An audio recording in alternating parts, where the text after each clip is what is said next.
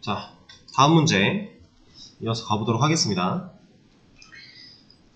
이번에는 곱하기 1000부터 마이너스 500까지 곱해달라고 하네요. 아까는 1000부터 1까지, 지금은 마이너스 500까지. 그럼 사실 아까 거랑 똑같죠? 뭐만 달라요, 아까랑? 아까랑 달라야 되는 거. 방금 전에 풀었던 문제랑 지금 문제랑 달라져야 되는 포인트. 종료 조건. 초기 값부터 스텝 다 똑같아요. 종료 조건만 1까지가 아니라 마이너스 500까지로 바꿔주면 돼요. 자, 여기에 i의 초기 값은 1000으로 갈 거고요. 그리고 i가 마이너스 500보다 크거나 같을 때까지 여기 아까 전에 여기에 1이 들어왔었다라고 한다면 이제 마이너스 500까지 가야 되니까 마이너스 500이라고 바꿔준 것 뿐이고, i는 똑같이 음의 방향으로 가야 되니까 마이너스 해주면 되는 거고요. 자, 좀 전에는 프린트 f 가지고 해봤는데 이번에는 프린트 ln 가지고 한번 해볼까요? 단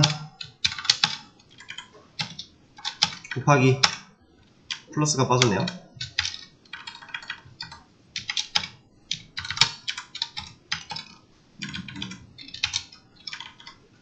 여기에는 i, 단 곱하기 i는 단 곱하기 i. 확실히 이것보다는 f가 편하죠. 둘 다 사용할 줄 알면 당연히 이제 골라서 쓰시면 되는 건데, 지금 이런 식으로 내가 변수 처리해야 되는 부분이 많으면 많을수록 그리고 그 부분들이 이렇게 떨어져 있으면 떨어져 있을수록 우리가 플러스로 연결해줘야 되는 부분들이 많아지는 거니까 이럴 때는 프린트 f가 확실히 편하다. 근데 이렇게도 가능하다. 문제는 전혀 없죠. 8000부터 마이너스 4000이라는 값이 나올 때까지 반복문이 돌았을 때 전혀 문제없이 다 해결을 할 수 있겠죠.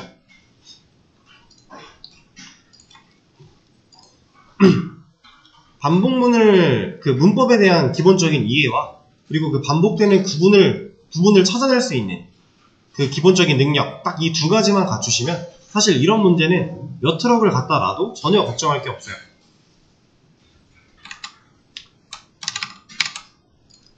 다음 문제로 가볼게요.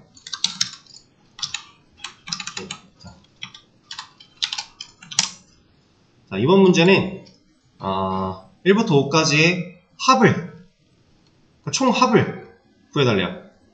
1 더하기 2 더하기 3 더하기 4 더하기 5를 해달라는 말이에요.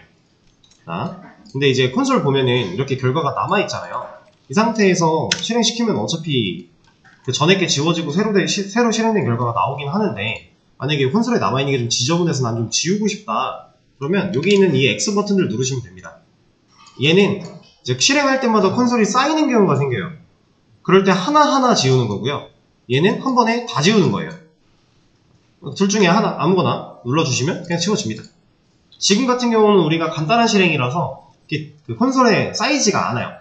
근데 여러분들 좀 나중에 가서 뭔가를 실행시키게 되면 그때는 쌓이게 되니까, 그 상황에서는 뭐 여러 개 겹겹이 쌓아놓으면 얘도 메모리를 어떻게든지 조금이라도 먹고는 있어요. 그러니까 가끔 가다가 지워주시는 걸 좀 추천을 드리고요. 얘는 한번 적어볼까요? 얘가 지금 해달라고 하는 말이 결국 이겁니다. 이 물음표에 들어갈 값을 구해달라는 거예요. 그래서 이거를 우리가 그냥 간단하게 생각을 해보면 사실 이거거든요.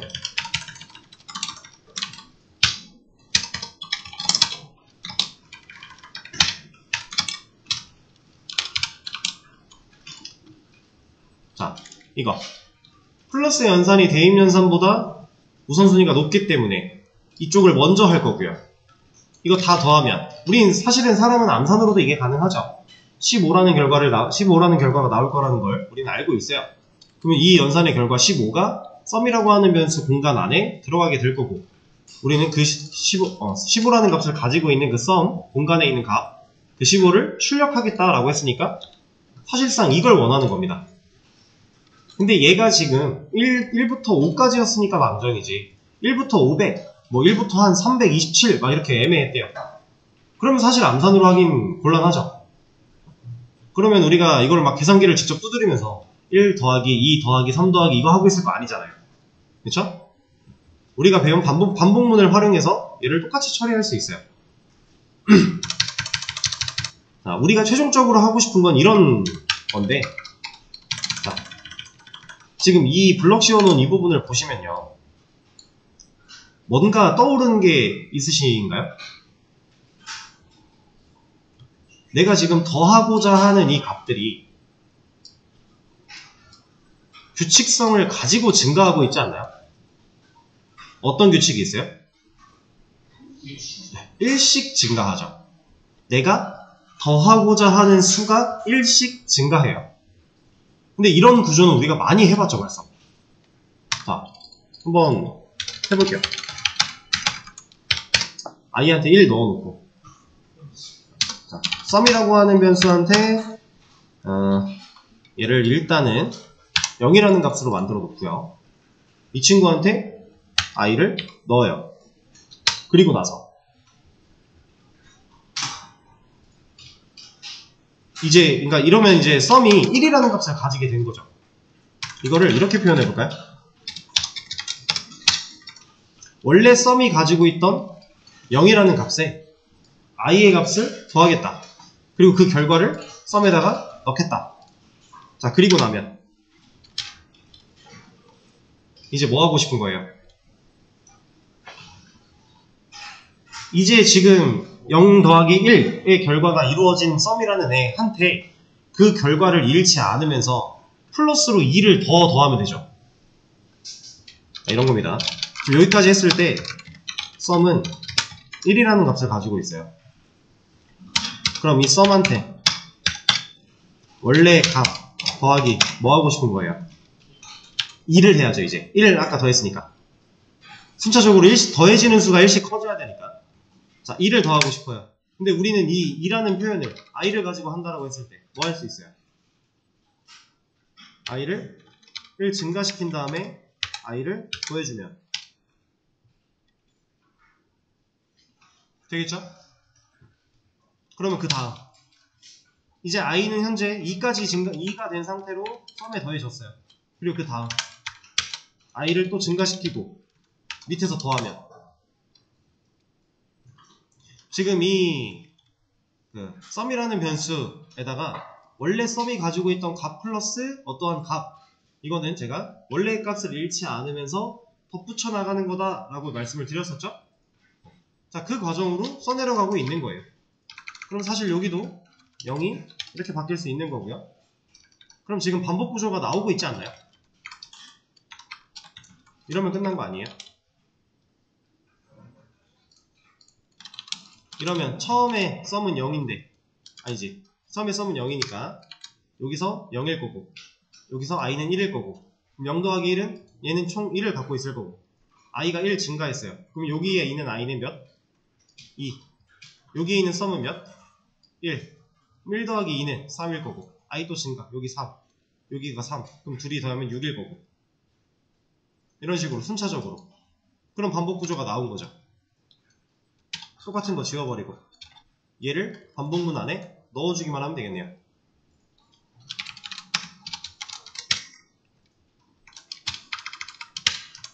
자, 종료 조건 어디로 잡아야 돼요?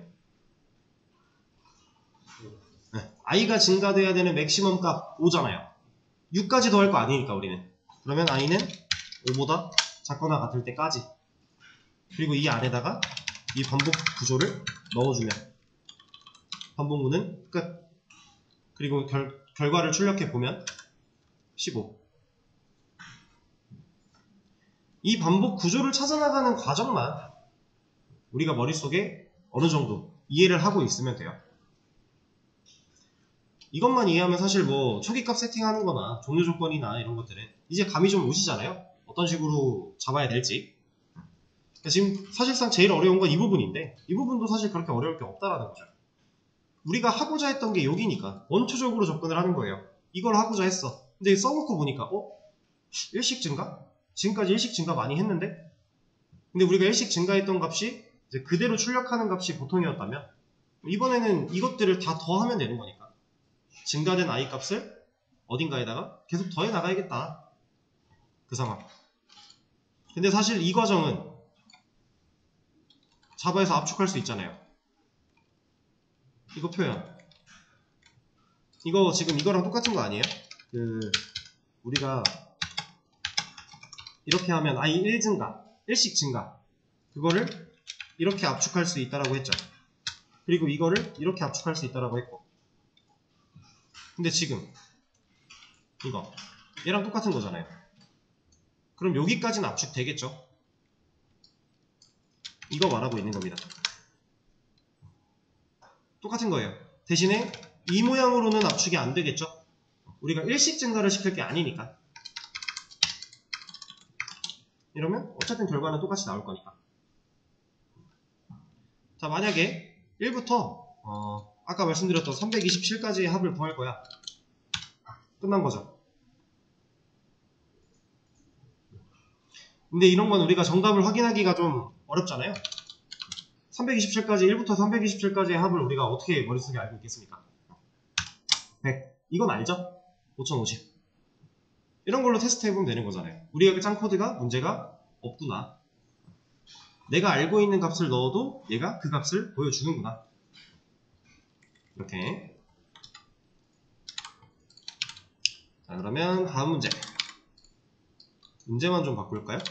너무 똑같은 내용이라. 이렇게. 자, 이번에 마이너스 100부터 25까지 더해달래요. 너무 쉽죠, 이제? 여기서 우리가 건드릴 거 뭐밖에 없어요? 초기값. 그리고 종료 조건. 스텝은 건드려야 되나요? 안 건드려도 되죠? 1부터 100으로 가는 것도 양의 방향. 마이너스 100부터 25로 가는 것도 양의 방향. 둘 다 같은 방향이니까 건드릴 필요 없죠. 여기서 만약에 마이너스 100부터 25까지 뭐 짝수들의 합을 구해주세요 라고 했으면 스텝이 바뀌어야겠죠. 혹은 뭐 식이 추가가 된다거나. 근데 우린 그런 거 없으니까. 그러면 얘가 1이 아니라 마이너스 100. 그리고 조건이 25까지. 부등호 바꿔야 되나요? 안 바꿔도 되죠? 양의 방향으로 가는 거니까. 이러면 끝.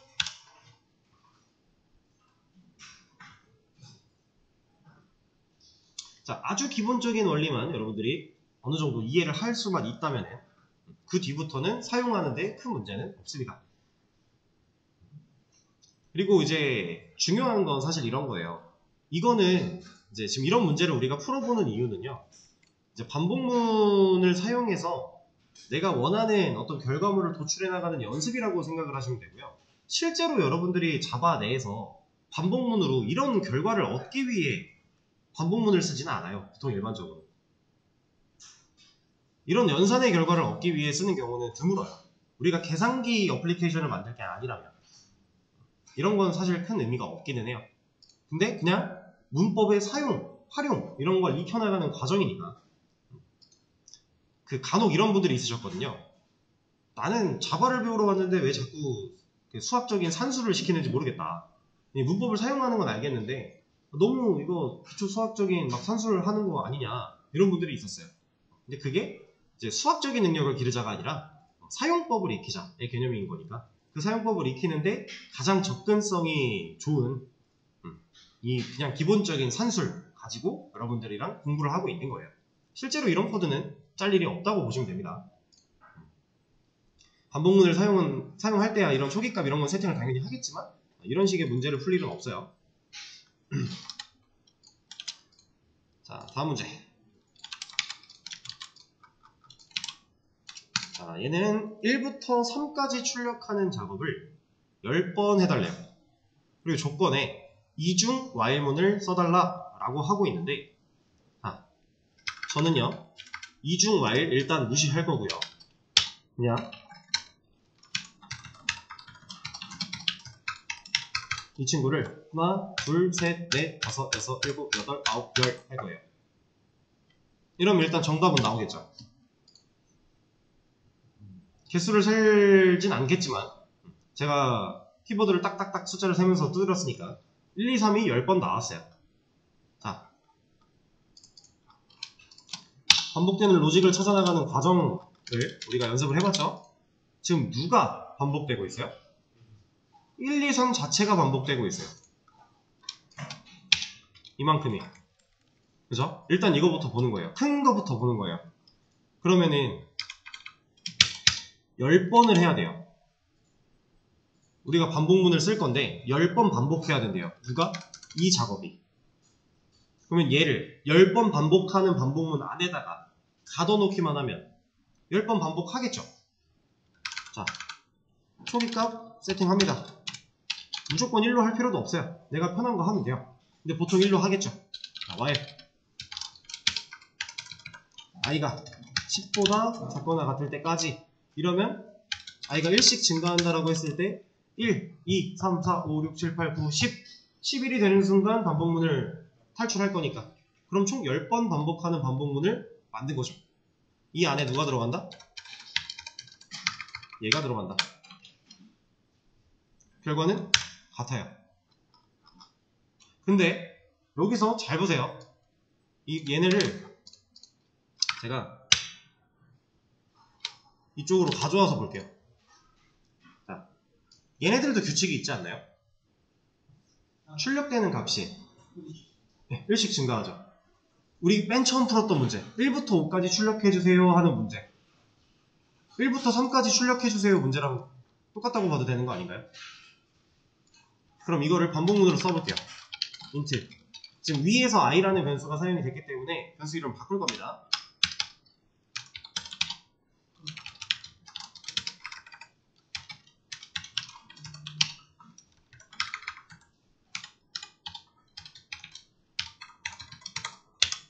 이러면 끝난 거 아니에요? 1부터 3까지 출력하는 반복문 이거 i 대신에 j를 썼을 뿐인 거고 어렵지 않죠 이거? 그럼 보세요. 좀 전에 우리가 반복적으로 수행할 작업을 골라냈고요. 그 작업을 10번 반복할 수 있게 반복문을 만들어 놨어요. 그리고 그 안에서 실제로 출력문이 들어가 있는 형태였는데 지금 얘가 실행된 결과랑 얘가 실행된 결과가 완벽히 똑같다라는 거죠. 그러면 이만큼을 여기다가 넣으면요. 자, 이제 보겠습니다. 자, 이게 이중 while문이에요. 실제로 문법상 지금 이 구조 딱 들어맞는 거예요. 문제 없죠? 우리가 1, 2, 3을 출력하는 과정 1부터 5까지 출력하는 것도 해봤는데 1부터 3까지 출력하는 거 당연히 할 수 있는 거고 그걸 총 10번 반복하면 되는 거예요. 자, 그래서 이걸 잘 보시면은 눈으로 한번 쫓아볼게요. int i는 1 그럼 첫 번째 while문을 만났을 때 여기 i는 몇? 1 참이니까 들어오죠. 이 중괄호 안에 있는 로직을 수행을 해야 되잖아요. 들어왔어요. j는 1 만들었죠. 여기 j 몇? 1 참이네요. 출력하겠죠. 증가해요. 그 다음 이거 while이니까 어디로 가야 돼요? 위로 올라가야죠. j 값이 2로 증가된 상태로 올라가야죠. 그럼 여기가 2, 3 참이네요. 또 해야죠. 그럼 1 출력, 2 출력 했어요 지금. 증가됐어요. 올라가야죠. 3 참이네요. 출력하겠죠. 또 증가됐어요. 4 올라가요. 4 거짓이네요. 그럼 이때 여기를 빠져나옵니다. 그럼 그때 빠져나오고 나서 누구 만나요? i1 증가. 그리고 얘도 반복문이니까 여기로 올라가야죠 이제. 그러면 i가 이제 몇? 2 참이니까 내려와요. j가 다시 1로 바뀌었네요. 다시 1 참이네요. 출력할 거고 그럼 또 1 찍히는 거고 이렇게 도는 거예요.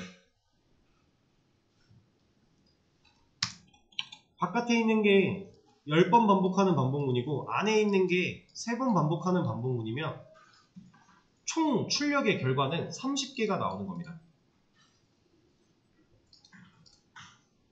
안에 있는 3번씩 반복하는 이 코드가 총 10번 돌 거니까 3 곱하기 10이 되는 거죠. 이해되실까요? 이중. 그러니까 2번 반복했을 뿐이에요. 근데 이제 이렇게 쓸 때 제가 일부러 여러분들 헷갈리지 않게 이 안에 있는 내용을 밑으로 가져가서 해갖고 온 거예요. 이게 왜냐면 여기다가 이 상태에서 이걸 반복문으로 바꿔봅시다 하고 여기서 써내려갔으면은 생각보다 헷갈리게 느껴졌을 수 있어요. 근데 분리를 시켜놓고 보면 사실 우리가 좀 전에 해봤던 거 그대로니까 만들어 놓고 가져와서 이 위치에 바꿔치기 한 것밖에 없으니까. 자, 그럼 이제 여기서 중요한 거, 얘가 그러니까 이 i는 이 while문에 대한 초기값이고요. 이 j는 밑에 있는 이 while문에 대한 초기값이거든요. 그렇죠? 근데 얘가 만약에 이렇게 올라갔대요. 이거 결과 어떻게 나올 것 같아요? 예상 한번 해보실래요?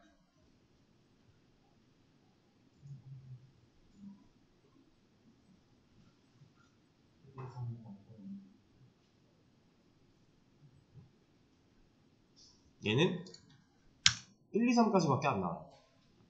왜 그런지 이해가 되시죠?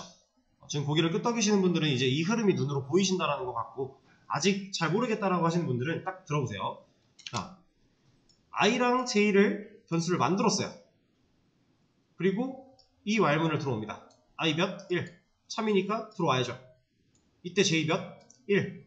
들어왔죠. 참이네요? 실행하고 1. j 증가 올라가야죠. 2가 됐어요. 참이네요? 2. 증가 올라가요. 3이네요? 증가? 아니 참? 증가? 올라가서 j는 4니까 거짓을 만나서 내려오죠. 이때 i는 1 증가해서 올라갑니다. i 몇? 2. 참이니까 내려왔는데 j 지금 몇이라고요? 4. 아까 여기서 마지막 4 거짓 만나고 내려온 다음에 다시 올라갔는데 j의 값을 다시 바꿔준 적이 없어요. 여기서 아까는 여기 안에서 이 친구가 이 안에 들어있었기 때문에 해당 반복문이 한번 돌 때마다 j라는 변수를 다시 만들어내요. 4가 돼서 탈출하고 올라갔다가 내려오면 j는 다시 1이야 하고 있는 거예요. j는 더 이상 4가 아니야. 그러니까 반복을 계속 돌았던 건데, 이 친구가 밖으로 빠지면 여기서 j가 4가 된 시점에 빠져나오고 올라갔지만 j 값이 변한 적이 없으니까 내려오자마자 얘는 거짓 나가, 증가 거짓 나가. 그러니까 1, 2, 3 출력하고 아무것도 못하죠.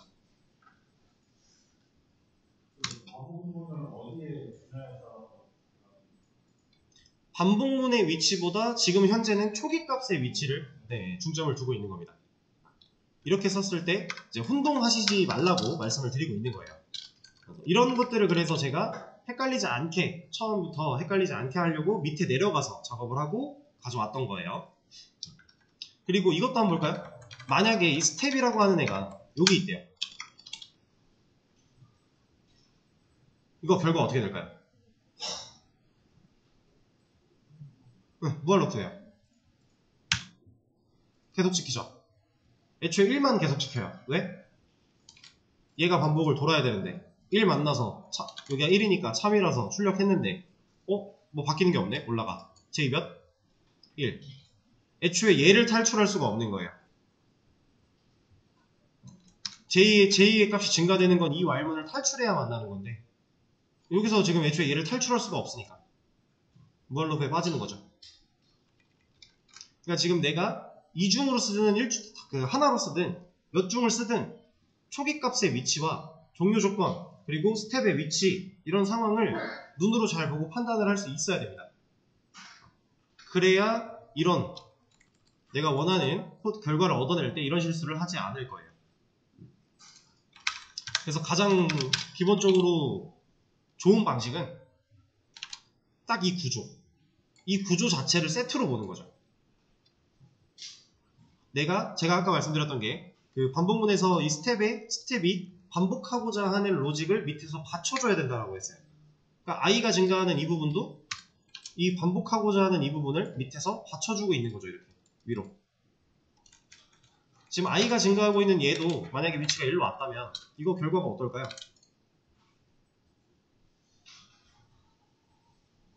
어떨 것 같아요? 9번밖에 실행이 안 될 거예요. 애초에 i가 1로 들어와서 참이네? 내려와서 j-를 1로 만들어 놓고 i가 증가해버렸어요. 그럼 얘는 2가 됐네요. 잠깐만, 9번이 아니라 10번 되나? 그 다음 j가 1이고 돌고 나와서 올라갈 건데 10번 돌긴 하겠네. 아니다. 그리고 얘가 10까지 증가를 했다. 올라가서 10 될 거고 내려와서 10에 해보죠. 하나, 둘, 셋, 넷, 다섯, 여섯, 일곱, 여덟, 아홉, 열. 10번 하긴 하네요. 그럼 뭐가 좋을까? 어디로 보내볼까 얘를? 이 안으로 넣어볼까요? 이러면 어떻게 될까요?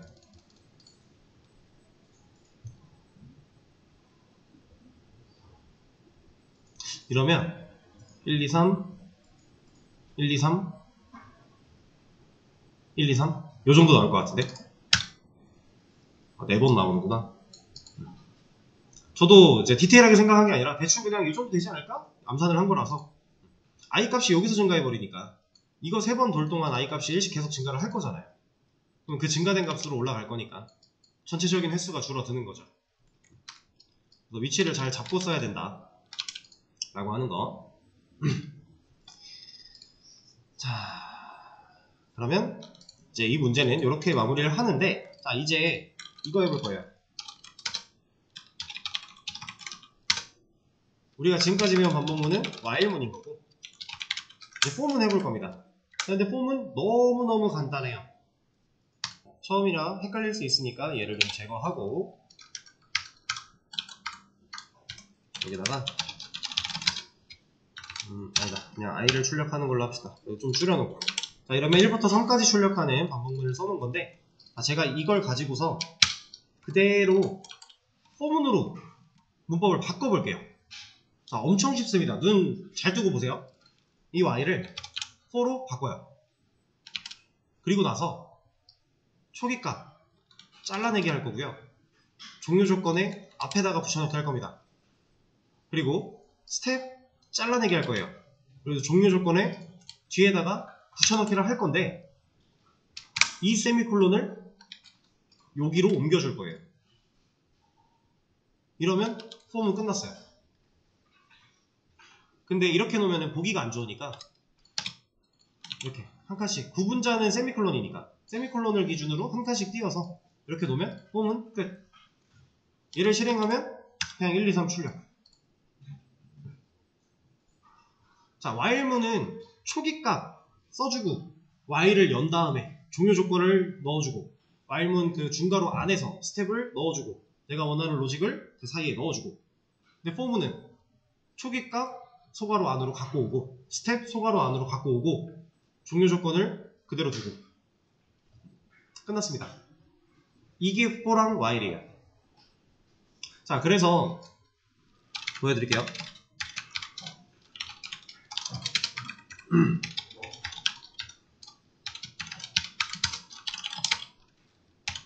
자, 지금 얘랑 하는 일이 똑같다란 말이죠.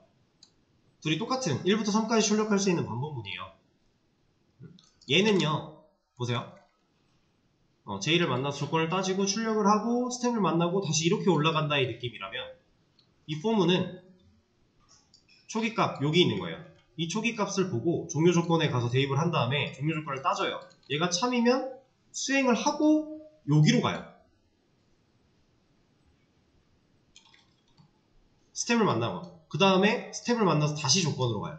조건을 보고 다시 수행한 다음에 스텝을 또 가요. 그리고 다시 조건으로 가보고.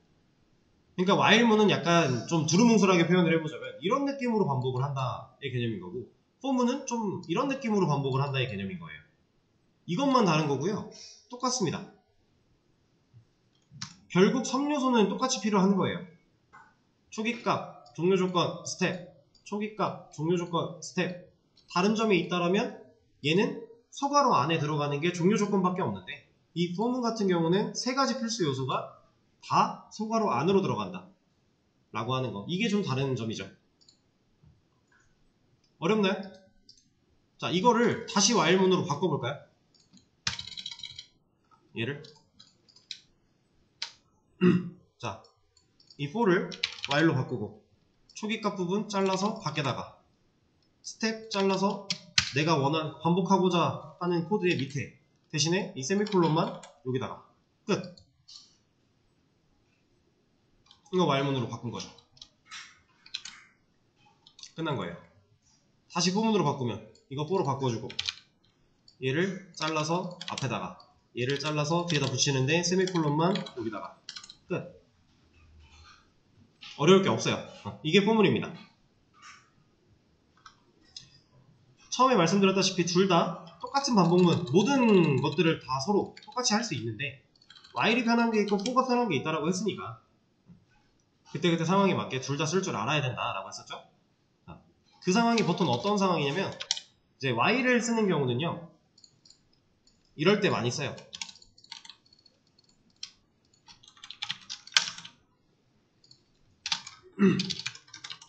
이거 뭐예요? 무한루프, 무한반복이에요. 애초에 조건이 true래요. 얘는 거짓을 만나야 탈출을 하는데 애초에 조건 자체가 true래요. 그러면 그냥 탈출할 수가 없는 거죠. 그래서 잘 보시면 얘가 지금 밑에 있는 코드가 빨간 줄이 막 엄청 떴거든요. 얘 뭐라고 하는지 가서 보면요, unreachable 코드라고 해요. 얘는 이 밑에 있는 코드까지는 도달할 수 없어 라고 하는 겁니다. 왜냐면 얘가 무한반복이니까, 애초에 코드가 여기서 탈출할 수가 없으니까 밑에 있는 이 코드는 만날 일이 없다라는 거죠. 의미가 없는 코드야 라고 알려주고 있는 거예요. 보통 while문은 무한반복을 쓸 때 많이 씁니다. 근데 그렇다고 for문이 무한반복을 못 쓰냐? 아니에요. 얘 똑같다 하라 그랬죠. for문에서 종료 조건 부분 true로 바꾸면 얘는 뭐예요? 이거 무한반복이에요. i가 1이고 출력을 i를 하는데 1씩 증가를 하니까 무한반복 속에서 계속 증가해가지고 지금 순식간에 127만 552까지 커진 거죠. 무한반복 가능하죠. 근데 사실 for문으로 무한반복을 만약에 쓸 거라고 한다면 얘는 보통 이런 식으로 씁니다. 보통 이렇게 써요. 그럼 이제 i가 없죠? 이런 식으로. 얘도 무한루프예요. 초기값, 종료조건, 스텝을 다 빼고 세미콜론만 남겨놨는데 동작을 해요. 이게 무한루프의 뜻이에요. for문에서. 근데 사실 for문 가지고 무한루프를 잘 안 써서 일반적인 상황에서는 무한루프를 써야 된다면 거의 대부분 while을 씁니다. 이렇게 true를 넣고. 근데 얘도 못하는 건 아니다. 할 수 있다. 그런 거예요. 그리고 이런 경우를 제외하고 나머지 부분들에서는 웬만하면 다 for문으로 하신다고 보면 돼요. 일반적인 상황 속에서는. 그리고 이제 뭐 조금 더 디테일하게 나가보자면 do while이라고 하는 것도 있고 몇 가지 있긴 한데 사실 그 친구들은 지금 이 개념에서 크게 벗어나지 않기 때문에 따로 언급을 드리진 않고 실질적으로 많이 활용을 안 해요. 실무에서. 그래서 딱히 소개를 안 드리는 겁니다. 이게 아마 우리 책에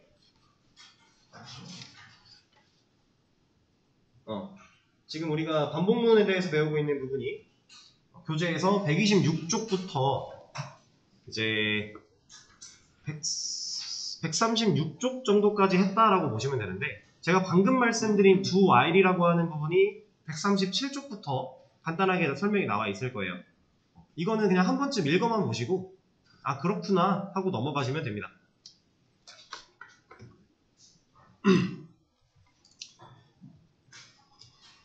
자, 그러면 오늘 진행했던 문제에 대한 정답 제가 다 공유를 해 드릴 거고요.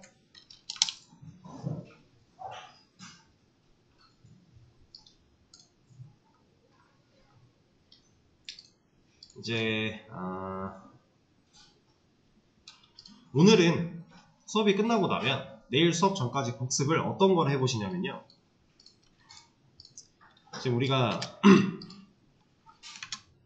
어제 수업 끝나면서 이런 문제들을 오늘까지 풀고 오세요 했잖아요. 그리고 while을 사용해서 풀어보셨을 텐데 똑같은 문제를 for문으로 풀어보세요. 만약에 순수하게 for문으로 써내려가는 게 어렵다면 내가 while문으로 푸는 건 이제 익숙해졌을 거잖아요. 어느 정도? 조금이라도 while문으로 작성을 하고 걔를 for문으로 변경시켜 보세요. 그러면은 제가 알려드린 대로 변경하면 어렵지 않겠죠? 그렇게라도 해서 for문을 익숙해지셔야 돼요. 그리고 지금 포문을 오늘 마지막 끝자락에 살짝 배우고 포문으로 문제를 풀려고 하면 어렵게 느껴질 수 있어요. 씨, 뭘 넣어야 되지? 이럴 수 있는데 while이랑 for가 누가 더 어려워서, for가 더 어려워서 얘가 더 어렵게 느껴지는 걸까요? 아니에요, 그런 거. 여러분들이 그냥 while이라고 하는 거는 어제, 오늘 이렇게 공부를 했기 때문에 좀 더 익숙해서 편하게 느껴지는 거지. for문은 그냥 생소해서 어렵게 느껴지는 거지. 얘도 익숙해지면 똑같은 거예요. 어려울 게 하나도 없습니다. 다중 for문도 똑같아요. 이것까지만 하고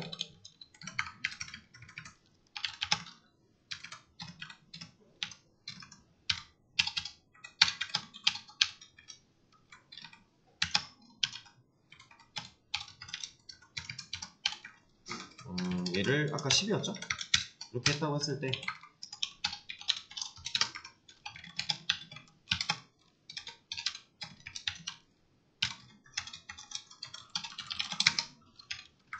자, 이겁니다. 1, 2, 3을 10번 출력하는 반복문. 다중 반복문도 똑같아요. 지금 이렇게 제가 쓴 거 보면은 이게 뭐야 싶을 수 있는데요.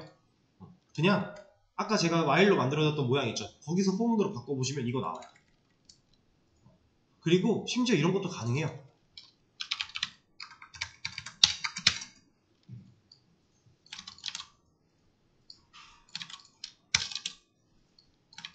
이렇게 써도 돼요.